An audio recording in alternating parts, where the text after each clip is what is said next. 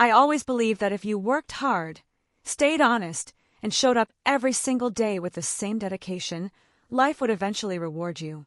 Maybe not immediately, but someday. That's what kept me going during those late nights at the office, those mornings when I reached before even the security guard had finished his tea, and those long hours when everyone else left but my computer screen was still glowing in front of me. I thought someone would notice. I thought my boss would notice. And honestly, I believed he did. But everything changed the day he looked me straight in the eyes and asked, "Do you really think the company will give you a raise?" It was the way he said it, cold, almost amused, that made the words hit harder than they should have. I stood there, holding my file, unsure whether to smile politely or just accept that maybe I had misunderstood everything about where I stood in this place. I wish I could say this moment came out of nowhere, but deep down, I'd been sensing it for weeks. The atmosphere at the office had shifted. My boss, Mr. Camel, who once praised my work and asked for my help with major projects, had become strangely distant. His replies turned shorter, meetings turned more tense, and the appreciation he used to show just faded. And even though I tried to ignore it, even though I kept telling myself it was all in my head, today proved that something had definitely changed. That morning started normally, maybe too normally. The kind of normal that makes you feel like something unusual is coming. I reached the office early as always, and found the workspace unusually quiet. Only the sound of the AC filled the room. I set my bag down, opened my laptop, and checked the reminder I had set weeks ago. Ask for Ray's meeting today. My hands froze on the keyboard. I had prepared for this for days. Numbers, achievements, KPIs, results I had delivered, client feedback, everything. I practiced my lines so many times that even in my sleep I was repeating them. It wasn't greed. It wasn't entitlement. It was simple fairness. I had been working far beyond my job description. I had saved the company crucial deals, fixed last-minute crises, and stayed loyal even when better job offers came my way. A raise wasn't too much to ask for.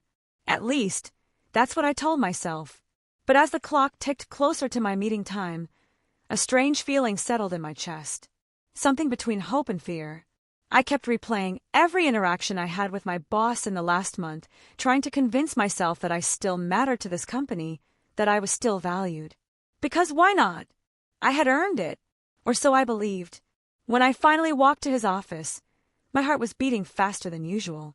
I knocked lightly, expecting his usual come in, the one he said without even looking up. But today he looked up instantly, and his expression was unreadable. "Yes. What is it?" he asked. I swallowed hard and produced a small, forced smile. "Sir, I wanted to discuss something related to my role and performance." He gestured for me to sit, but something about the way his eyes lingered on me made me feel like he already knew what I was going to ask.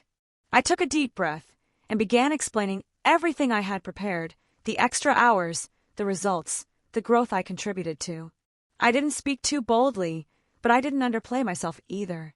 I had rehearsed every sentence, and then, when I finished talking, he leaned back in his chair and said the words that shook me. "Do you really think the company will give you a raise?" He wasn't asking with curiosity. He wasn't asking to understand. He was asking to challenge me, to make me doubt myself, to make me feel small. Something in his tone made it clear that this wasn't going to be an encouraging conversation. I blinked, unsure how to respond. "Sir," I thought, based on my performance. He held up his hand sharply, cutting me off. "Performance isn't everything. Loyalty matters. Attitude matters. And sometimes people misunderstand their own worth." For a second, I didn't even breathe. Misunderstand their worth? Was that directed at me? My palms grew cold, and a wave of heat washed over my face. I wanted to say something, defend myself, remind him of everything I had done. But suddenly my voice felt trapped in my throat. "You've been getting a little too comfortable," he added casually, as if discussing the weather. Comfortable? I nearly laughed. Comfortable was the last thing I felt for months. I had been stressed, overworked, drained, but comfortable? Never. Not even once. "I didn't mean to get comfortable, sir," I finally said, keeping my voice calm, though I could feel it tremble under it. "I just wanted to talk openly about my growth here." His eyes narrowed just slightly. "Growth," he repeated, almost like the word itself irritated him. You should focus on doing the job you're given. That's enough for now. It was then I realized this wasn't about raises. It wasn't about my performance. Something else was going on. Something he wasn't saying. And for the first time since joining this company, I felt a sharp distance between us, as if the person who once supported me was suddenly standing behind a closed door, watching me from the other side. I gathered my papers slowly, trying not to show how disappointed I felt.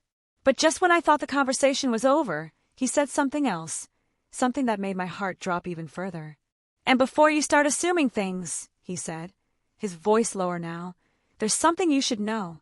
I paused, looking up at him.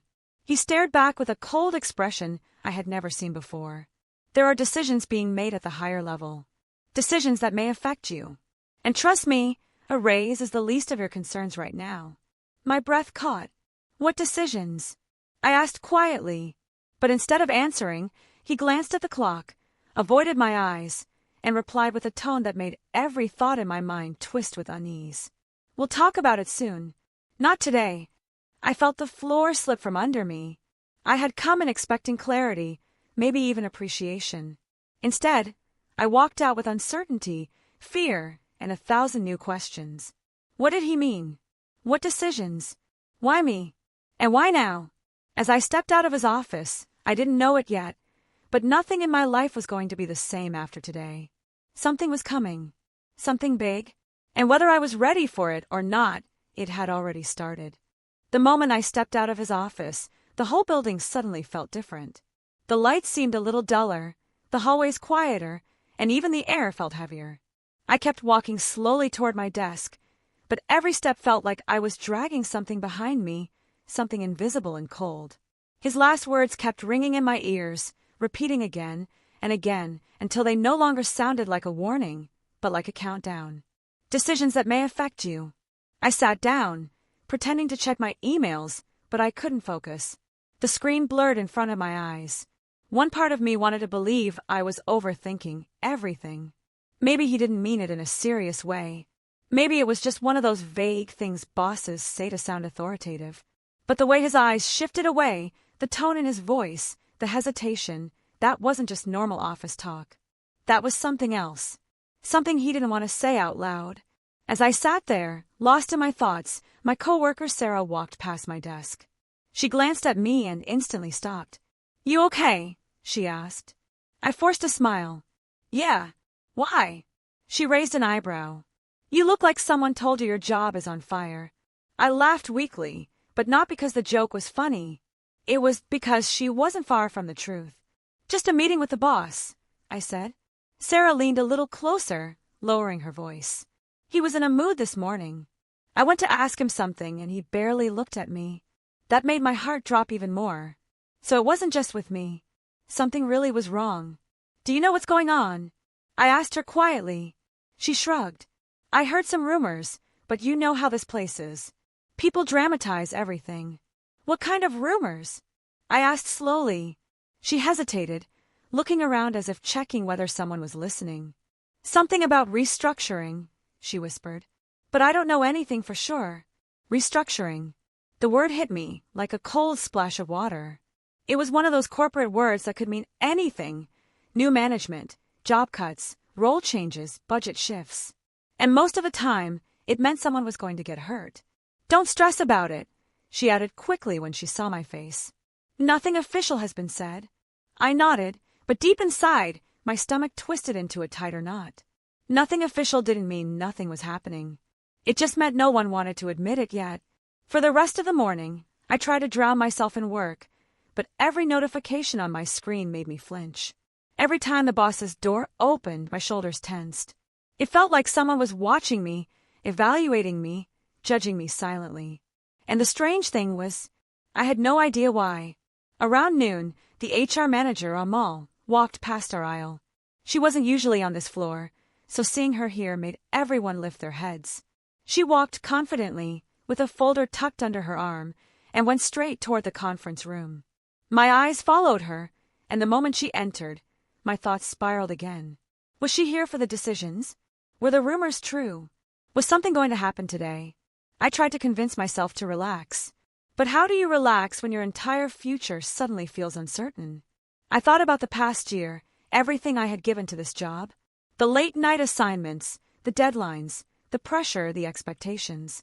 I thought about the messages from the boss where he said, "Great work," or "You saved the day on this project." Somewhere along the way, I had started believing that loyalty would be rewarded. Maybe that was my biggest mistake. During lunch break, I sat in the cafeteria but barely touched my food. I kept staring at my phone screen, scrolling through old messages, emails, anything that could explain what was happening.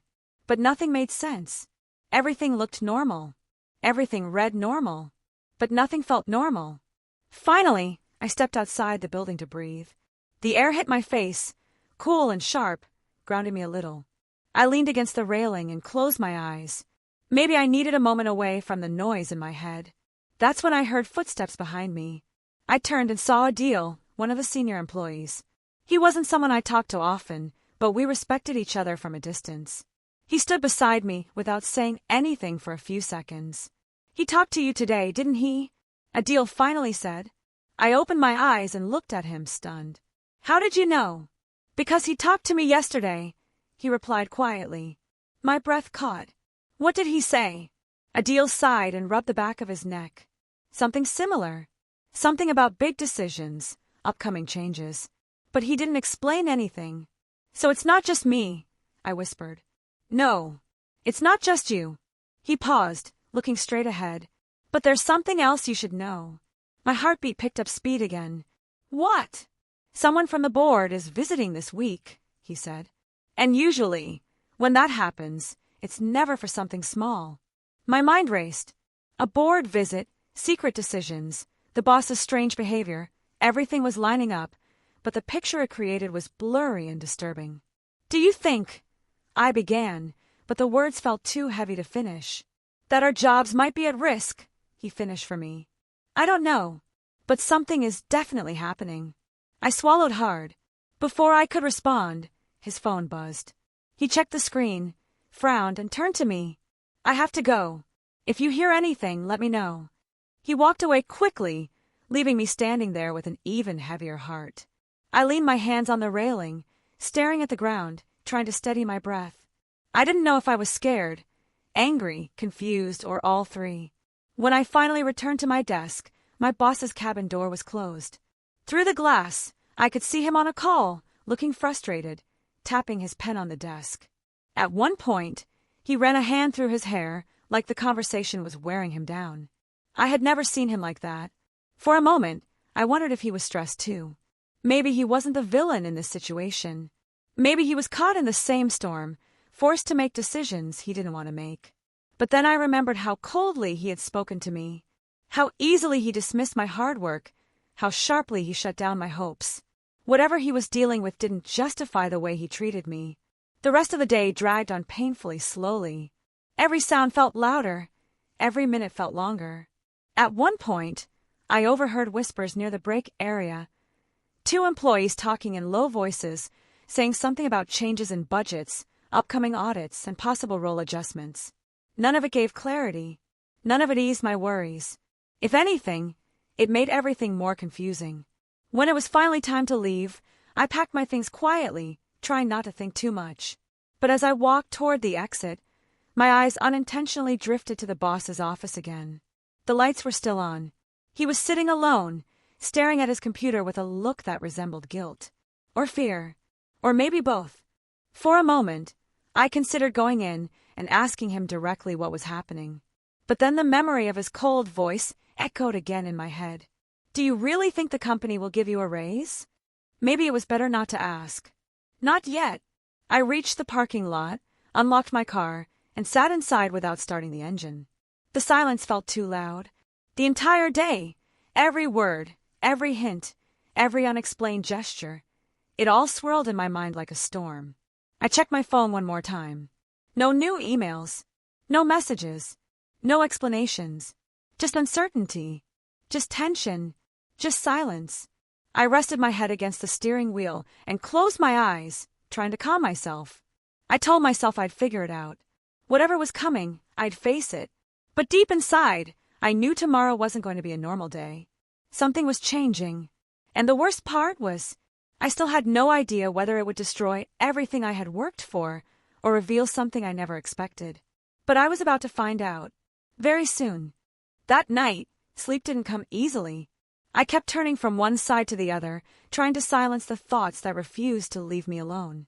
Every time I closed my eyes, my boss's face appeared again, his cold stare, the way he tapped his pen on the desk, the strange warning in his voice. The more I replayed the conversation, the more uneasy I felt. It wasn't only about the raise anymore. Something bigger was hiding behind his words. Something he wasn't allowed to say, or didn't want to. By the time morning came, I felt as if I hadn't slept at all. Still, I forced myself to get up, get ready, and head to work. Staying home would only make the anxiety worse. At least at the office, I could observe things, maybe pick up clues, maybe understand what was happening. When I walked into the building, the atmosphere was even heavier than the day before. People were talking in smaller groups, whispering, exchanging looks that held more questions than answers. Even the receptionist seemed tense, typing faster than usual, her eyes flicking up nervously every few seconds. I took the elevator to my floor, and as soon as the doors opened, I noticed something different. The conference room door was open, and inside, I saw the HR manager again, Amal, along with two unfamiliar faces dressed in formal suits. They were going through documents, pointing at charts on the screen, nodding seriously. It didn't look like a casual meeting.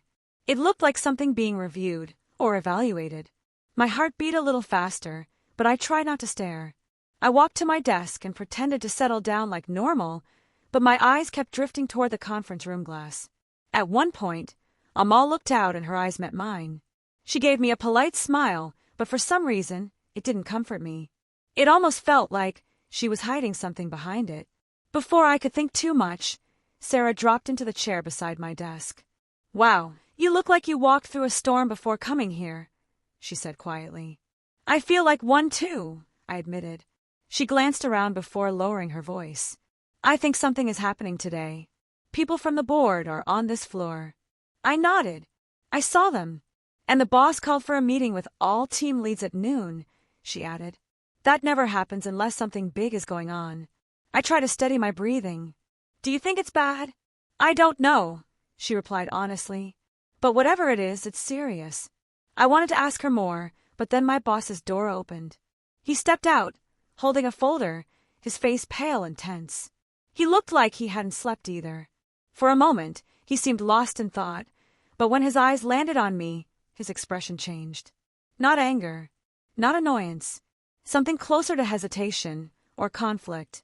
I looked away quickly, pretending to type, but I could feel his eyes linger on me. After a second, he went back into his office and shut the door. But the sound of his door closing felt louder than usual, like it carried weight. The rest of the morning passed painfully slowly. I tried to focus on my tasks, but my mind was everywhere else. I glanced at Adil's desk. He was there, but he looked just as worried as I felt. At one point, he got up to get coffee and shot me a look that said, "Have you heard anything?" I shook my head slightly. He sighed and walked away. Every small thing felt like a signal. Every whisper sounded like a warning. Even the clicking of keyboards felt tense and irregular, like the whole office was breathing unevenly. Then, just before noon, something unexpected happened. My phone buzzed. A message from the boss. "Come to my office." Alone. My stomach twisted. I stared at the screen for a few seconds, wishing I had read it wrong. But there it was, clear, direct, and impossible to ignore. My hands felt cold as I got up from my chair. Sarah noticed immediately. "Everything okay?" she whispered. "I don't know," I said honestly. "Do you want me to wait outside?" I shook my head. "It's fine. I'll be back." But even as I said it, I wasn't sure I believed it. I walked toward his office slowly, my heartbeat loud in my ears. When I reached the door, I knocked gently. "Come in," he said, his voice firmer than yesterday. I stepped inside. He was sitting behind his desk, papers scattered in front of him, his tie slightly loosened like he'd been in meetings for hours. He gestured to the chair. I sat down quietly. For a moment, he didn't speak. He just stared at the papers as if deciding what to say, or what not to say. Then he finally looked up. I need to talk to you about something important, he began. My chest tightened. Okay. He exhaled slowly. Things are changing in the company. You've probably sensed it. I nodded without speaking. There are evaluations being done. Departments are being analyzed. Roles are being reconsidered. And some positions, he paused, choosing his words carefully, some positions may be merged or removed. I felt something cold spread inside me, but I kept my expression calm. Is my position one of them? I asked quietly. His eyes flicked away for a second. That alone told me more than any words. I can't say anything officially yet, he said. But I need you to be prepared. Prepared for what? Losing my job? Being demoted? Being pushed aside? I waited for him to continue, but he didn't. Instead, he leaned back in his chair and rubbed his forehead. For a moment, he looked almost regretful. But then his expression changed again, hardening slightly. There's something else, he added. Something you need to know before rumors reach you. My heart dropped again. What is it? He hesitated for a long moment before answering. There's talk of assigning someone to oversee your department. Someone new. I blinked. Oversee as in replacing you? No, he said quickly. As in replacing some of you. I felt my breath catch. The room suddenly felt smaller, the air thinner. Who is being replaced? I asked softly. That's not decided yet, he said. But you should understand that decisions like this, they're never personal. They're strategic. He said it gently, but it didn't help. It only confirmed my worst fears, that I was under evaluation. That my future in this company was hanging by a thread. But why me? I whispered before I could stop myself. He stared at me for a moment. His face softened slightly, but there was a hint of something else too. Something he was still hiding. Because you're involved in something you don't know about, he said quietly. I froze. What does that mean? He looked at the door, as if checking whether anyone was listening, then leaned forward slightly. There have been reports, observations, feedback, and not all of it has been positive. I felt my throat dry up. Reports? About me? Yes, he said. And before you ask, no, I can't tell you who made them. I wanted to speak, to protest, to ask questions, but my mind couldn't form any words. Who would report me? And why? I had always been careful, always professional, always focused. So who had something against me? Or worse, who wanted me gone? He straightened up again. Look, I don't want you to panic. Nothing is final. But you should know that your performance is being reviewed. And the board will be making decisions soon.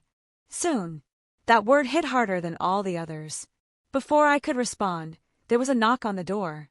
One of the board members, the tall man I saw earlier, peeked inside. We're ready for you, he said to my boss. My boss nodded, then looked at me. We'll talk more later. For now, just do your work. Stay focused. I stood up slowly, my legs almost shaky. As I reached the door, he said my name. I turned. This isn't the end, he said. Not yet. His voice held something I couldn't read. A hint of warning, or a hint of hope. I wasn't sure. I left the office and closed the door behind me. The moment I stepped back into the hallway, Adil was walking toward me. His face tensed when he saw mine. What happened? What did he say? He whispered. I swallowed hard, still processing everything. He said. I paused, the words heavy in my mouth. He said there are reports about me. Adil's eyes widened. Reports? From who? I don't know, I said. But something is happening behind our backs. And I think it's bigger than we thought. I looked around the floor, at the tense faces, the closed doors, the quiet panic hiding behind forced smiles. Something was unfolding. Something that involved me. Something I didn't understand yet. And whatever it was, I could feel it getting closer.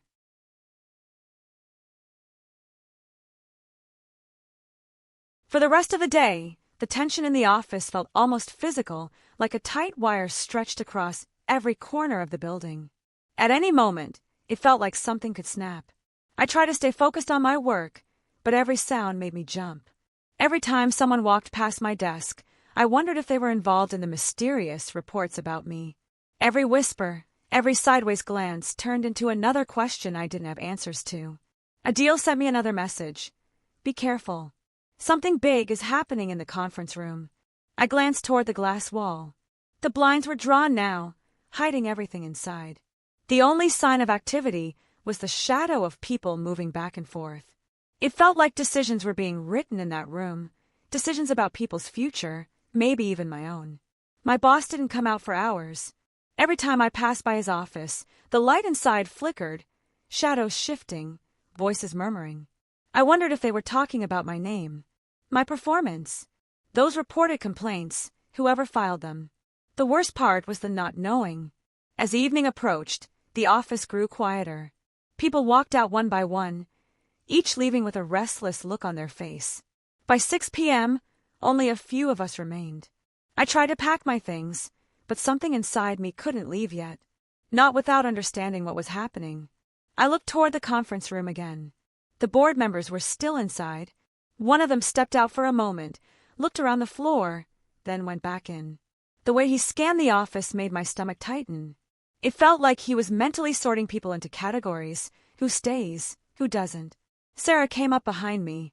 "They've been in there for almost 5 hours," she said, her voice low. "People are starting to panic." "I know," I whispered. She hesitated. "Have they talked to you again?" I shook my head. "No. And that's making it worse." Sarah's eyes softened.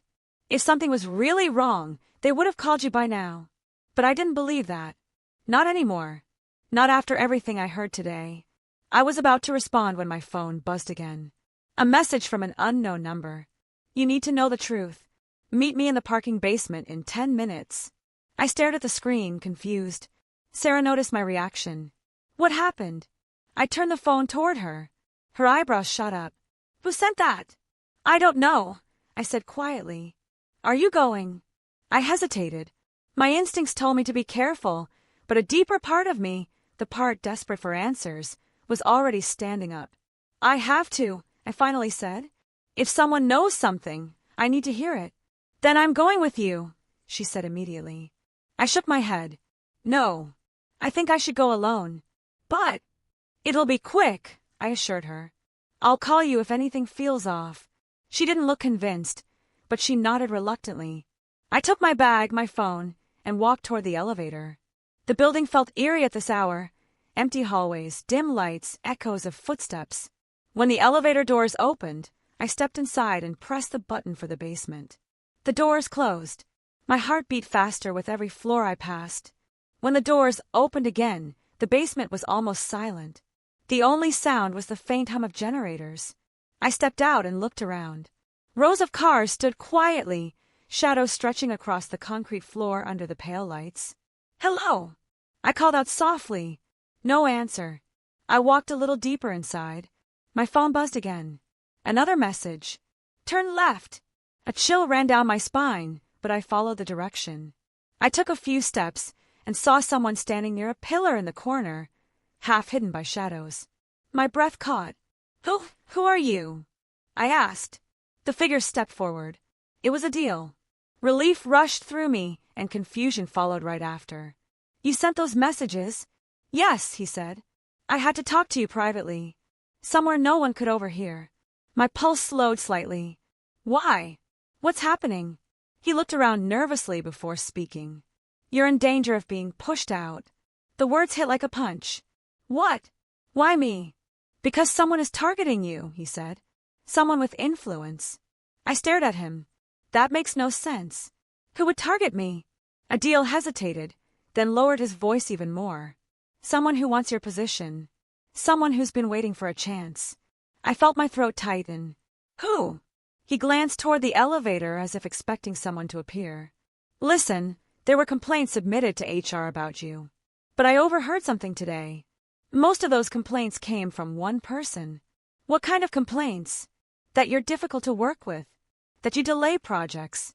That your attitude has changed recently. All lies. But the board doesn't know that." I shook my head in disbelief. "But who would?" "Wait," he said urgently. "There's more." He stepped closer, lowering his voice even further. "The board didn't just come to evaluate the company. They came because someone from your department filed a formal report against you last month. That's why they're reviewing everything around your work." I felt my breath freeze. Someone from my team? Yes, he whispered. And I think I know who. Before he could say the name, the sound of footsteps echoed through the basement. We both turned sharply. Someone was coming down the stairs. Adil's eyes widened. Hide, he whispered. But before I could move, a shadow appeared at the bottom of the stairwell. It was my boss. He walked slowly toward us, his steps echoing across the floor, his expression unreadable. Adil, he said firmly. I asked where you were. You didn't respond. Adil swallowed, trying to mask his nerves. I just came down for a minute. My boss's eyes shifted to me, and something in his gaze made the basement feel even colder. And you, he said slowly. I thought you left already. I opened my mouth to respond, but no words came out. He looked between the two of us, his jaw tightening. This is not the time or place for private conversations, he said sharply. Both of you need to come upstairs. Now. Adil glanced at me subtly, an unspoken warning. My boss turned and began walking toward the elevator. Adil whispered under his breath, so low only I could hear. Don't trust him. Not right now. My heartbeat quickened again. We followed my boss toward the elevator, and the entire walk felt like moving toward something inevitable, something tense, something dark. When the elevator doors closed behind us, the small space felt suffocating. No one spoke, and as the elevator climbed toward the upper floors, the silence between us grew heavier, pressing against my chest like a weight. Whatever was about to happen, it was no longer hidden in shadows. We were walking straight into the heart of it. I felt like the air around me thinned the moment I stepped out of Mr. Harris's office. My hands were still slightly shaking from the way he looked at me, like he knew something I didn't. The echo of his earlier question, "Do you really think the company will give you a raise?" was still ringing in my ears. But now, after overhearing that secret conversation behind the half-closed conference room door, everything I thought I understood about him, about the company, even about my own role here, felt completely upside down. I walked down the hallway trying to calm my breathing, but my mind was spinning. His voice had sounded sharper in that meeting, almost panicked, and whoever he was talking to seemed even more tense. I couldn't catch every word, but I heard just enough to know that whatever they were planning wasn't normal. It wasn't something an employee like me was supposed to know about, and yet now I did. When I reached my desk, I sat down slowly, pretending to look focused while my thoughts kept circling the same question. Why would my boss hide something this big? And why did it feel connected to the way he'd spoken to me earlier? The tone, the hesitation, the strange way he avoided eye contact, it all suddenly made sense. He wasn't being harsh just to shut me down.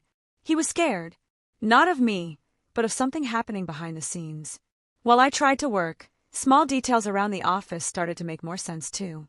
The quiet tension, people whispering near the printing area, the finance team sending late-night emails, the HR manager, who was usually cheerful, pacing in the hallway like she was carrying a secret she didn't want to spill. Maybe this wasn't about my raise at all. Maybe this was about something much bigger, something that could affect the entire company. Just when I thought things couldn't get any stranger, a notification popped up on my screen. It was a calendar update, a mandatory, all-hands meeting scheduled for the next morning. No details, no description, just a time and a location. Everyone around me looked just as confused when the same alert flashed on their screens. Some exchanged glances. Others froze. I even heard someone whisper, "This doesn't look good." My heart pounded. Whatever was going on, that meeting was going to change something. Maybe everything. But before I could even process that, I noticed a shadow fall across my desk. I looked up and found Mr. Harris standing there, his expression stiff but unreadable. He had never come to my desk before, not once in all the months I'd worked here, and the fact that he was suddenly standing beside me felt like a warning. "I need a quick word," he said quietly.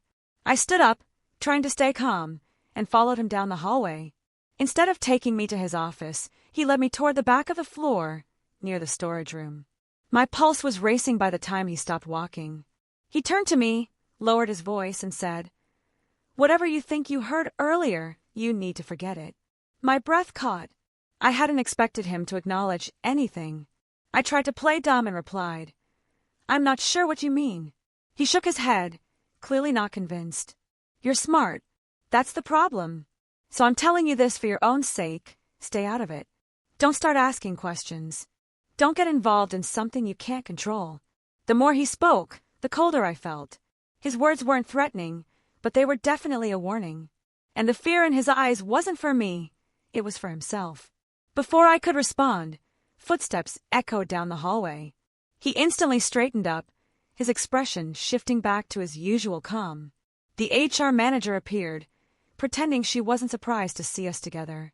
She gave him a quick look, then glanced at me like she wanted to tell me something but didn't know how. "We're starting the prep for tomorrow's meeting," she said carefully. "They need you." He nodded once, then turned back to me. "Just do your work. Keep your head down. Trust me." And then he walked away. I stood there frozen for a few seconds. Keep your head down. Trust me?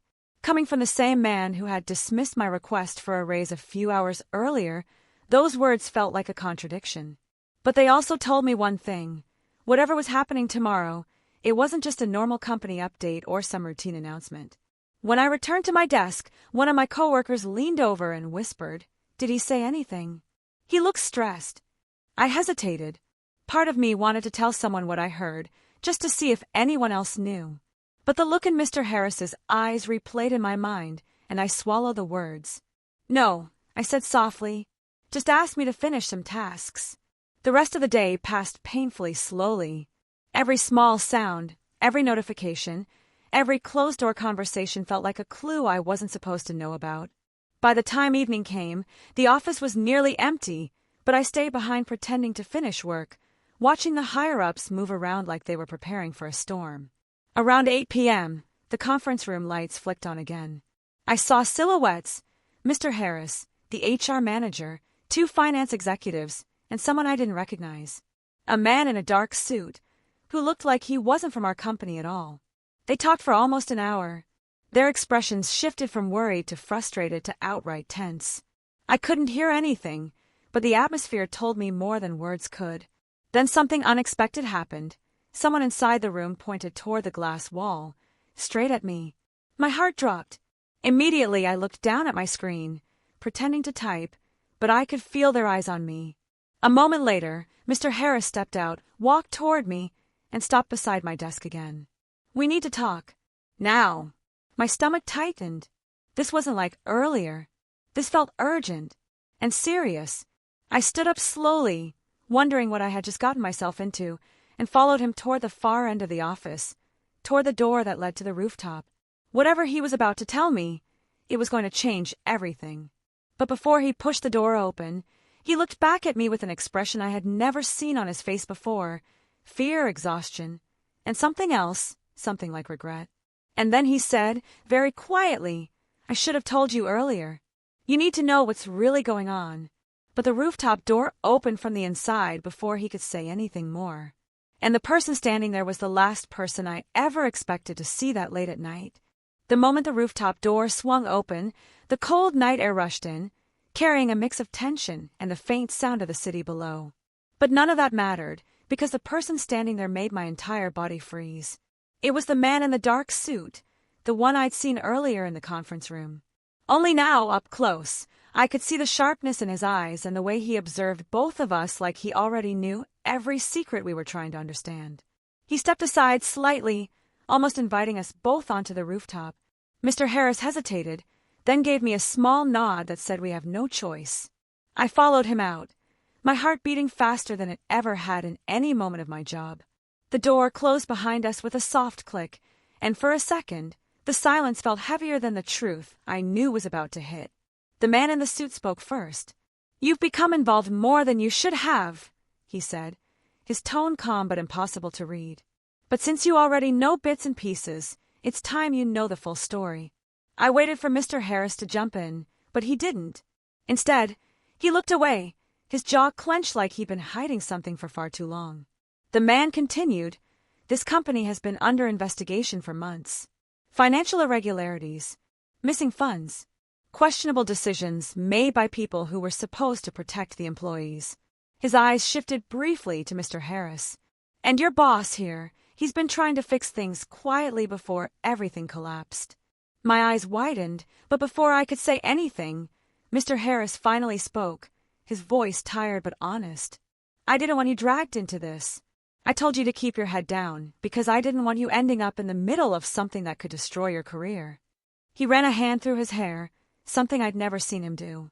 The executives above me, they weren't just cutting corners. They were hiding losses, shifting blame, putting everyone at risk. And when you came to me asking for a raise that you deserved, I couldn't even look you in the eyes because I knew we might not even have a company left to give you anything. The words hit me harder than I expected.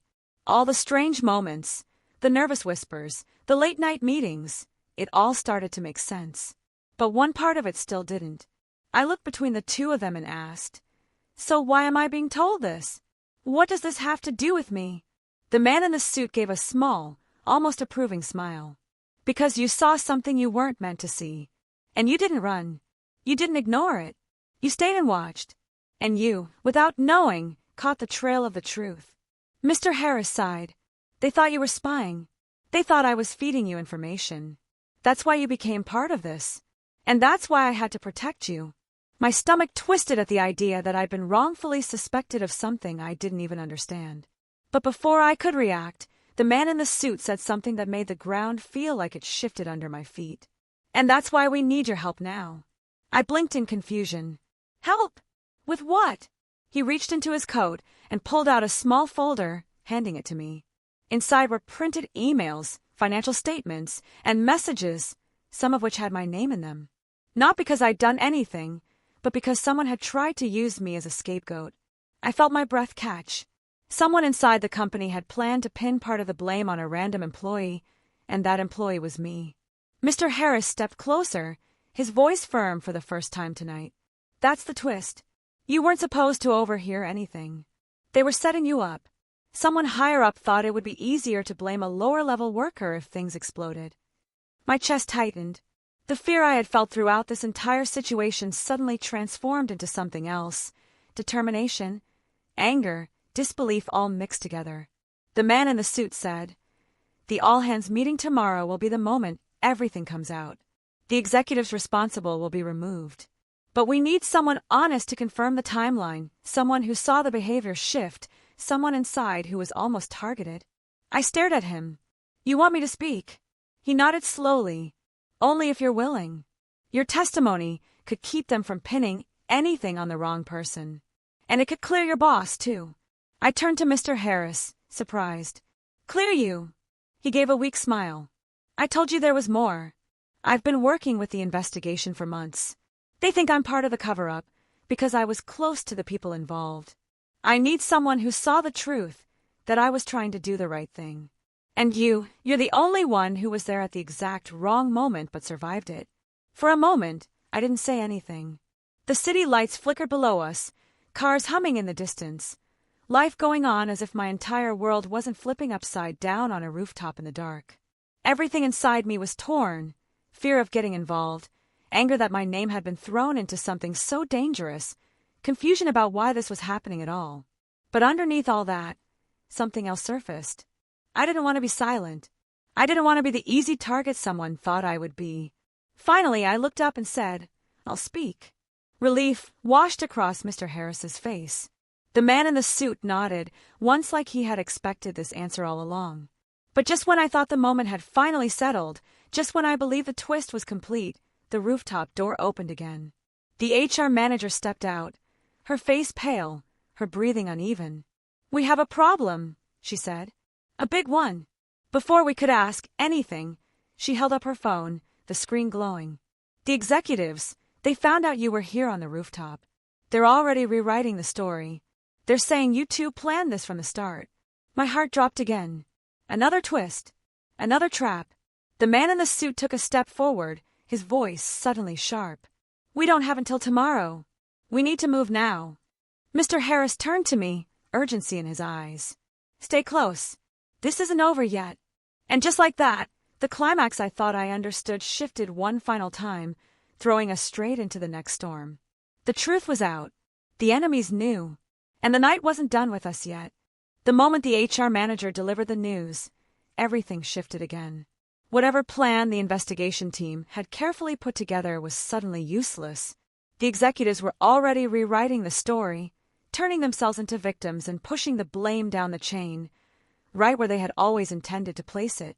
It was shocking, but not surprising. People who worked so hard to hide the truth rarely gave up quietly. The man in the suit wasted no time. He took his phone out, walked toward the far end of the rooftop, and made a quick call. His voice was low, urgent, steady. I couldn't hear the exact words, but I understood from his tone that things had escalated faster than expected. Meanwhile, Mr. Harris guided me closer to the door, telling me quietly to stay calm, even though his hands were shaking slightly. It was the first time I had ever seen him look truly scared, not of losing his job, but of losing the chance to finally make things right. The HR manager leaned against the wall, her breaths uneven. "They're trying to shut down tomorrow's meeting," she said. "They're planning to send out a statement tonight and make it look like everything is normal." I felt a knot form in my stomach. It was unfair, cruel, and for the first time in this entire mess, I felt angry, not afraid, not confused, but angry that people with power were willing to throw anyone under the bus to save themselves. After a few minutes, the man in the suit returned. "We have to go back inside," he said. "A team is already on the way." "But you," he looked directly at me, "you need to give your statement now, before they try to twist the narrative further." My voice trembled slightly as I asked, "Right now?" "Yes," he said firmly. "Right now." We followed him downstairs, the HR manager trailing behind us with her phone clutched tightly in her hand. The office floor was mostly dark, except for the conference room where a few lights still glowed. It felt eerie walking through the empty space, like the building itself was holding its breath. Inside the conference room, he set up a small recording device and asked me to sit. I could feel the pressure in the room as everyone else hovered in silence. My mind raced, but I forced myself to breathe.